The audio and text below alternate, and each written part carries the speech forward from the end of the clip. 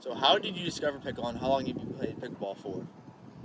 So I was first introduced to pickleball freshman year of high school. So I played that in gym, but I didn't really touch it. So yeah, I've been playing since summer, so that's probably 6 months. I started playing pickleball the summer before my freshman year of college, and I'm a sophomore now, so a little over a year.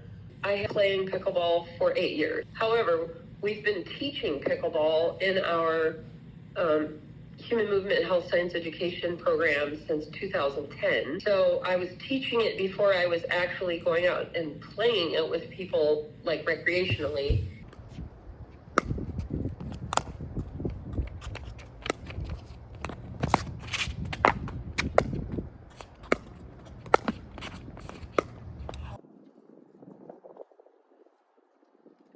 Classes started, Art Furman started teaching those.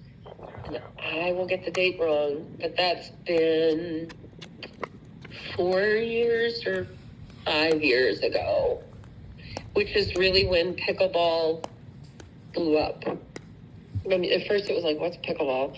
And now the roster's full the second day of registration for 3 sessions. I tried to start this 2 years ago because I knew that students were liking pickleball more. And the thing about having a student organization is that you have to have students who want to be responsible enough to kind of run it. And so I didn't have anybody that was willing to take it on. We had a list of names of people who were interested in being part of it, but nobody who really wanted to spearhead it until last year when a student approached me and I think he approached me and said, I want us to get a pickleball club. There was no easy way to play pickleball nearby, so I just wanted to start the club so I could get people to play and get things going. At the beginning, we had to write a constitution because any new organization has to create a constitution of what your mission is and what your objectives are and who can be a part of it and what does being a part of it look like.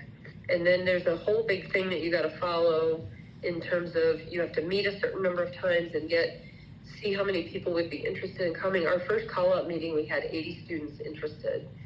And then we applied to officially be a club at the end of last year. And we were approved at the very end. I think it was like mid-April when we got approved last year. Just under 300 people signed the form during orientation week saying that they were interested in maybe playing. All the students were returning this year who were on that board, and they've moved forward, and we can apply for SGA money, and then we haven't, but we also collect $5 dues.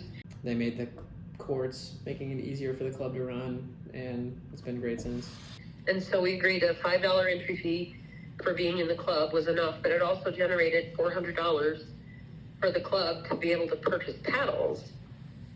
And so once the club got off the ground in September and the outdoor courts opened up, then they've been meeting at least twice a week down there.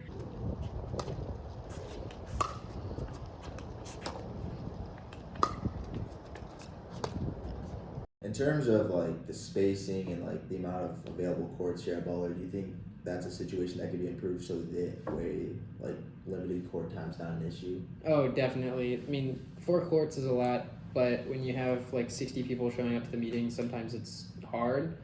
And, when they get out there and there's only 4 courts for 60 people plus, it's hard to get people going. So if we had more, it would definitely work better. But for right now, we're making do with what we have.